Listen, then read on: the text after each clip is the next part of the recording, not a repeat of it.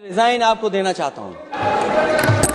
आज तो अखिलेश यादव ने संसद में कमाल ही कर दिया, क्योंकि उन्होंने संसद में खड़े होकर महाकुंभ की भगदड़ का काला चिट्ठा पूरे देश के सामने खोलकर रख दिया और महाकुंभ में मारे गए लोगों की सही संख्या बताते हुए कहा कि अगर मेरी बात झूठी हो तो मैं इसी वक्त इस्तीफा देता हूं। ये बात अखिलेश यादव ने इतने कॉन्फिडेंस के साथ कही कि उन्होंने स्पीकर के सामने अपना इस्तीफा पेश कर दिया। ये जानकारी हो गई कि कुछ लोगों की जान चली गई, लाशें हैं जो मोर्चरी में पड़ी हैं, अस्पताल में पड़ी हैं।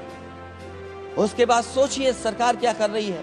अपने सरकारी हेलीकॉप्टर में फूल भर करके फूलों को डालने का काम किया। सोचिए ये हमारी कहाँ की सनातनी परंपरा है। मैं जानना चाहूंगा सदन के माध्यम से हमारे माननीय सदस्य बताएं कि जहां लाशें पड़ी रही हों, न जाने कितनी चप्पलें पड़ी थीं, न जाने कितने कपड़े पड़े थे, महिलाओं की साड़ियां थी, कपड़े थे, लेकिन उनको कैसे उठाया गया? उन सबको उठाया गया जेसीबी मशीन से, ट्रैक्टर की ट्रॉली से।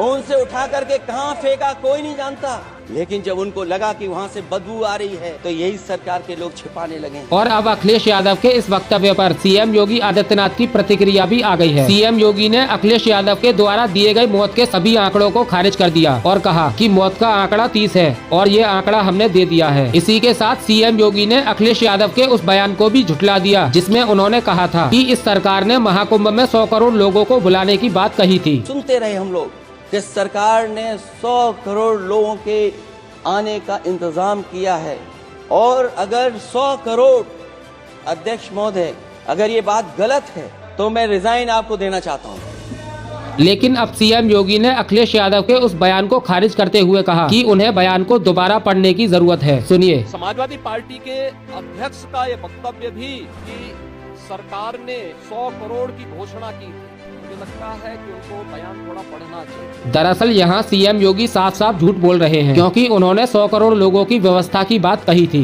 हम लोग ये मान के चलते हैं इस पूरे आयोजन में 40 करोड़ श्रद्धालु आएंगे, लेकिन तैयारी हमारी होगी 100 करोड़ श्रद्धालुओं की व्यवस्था की।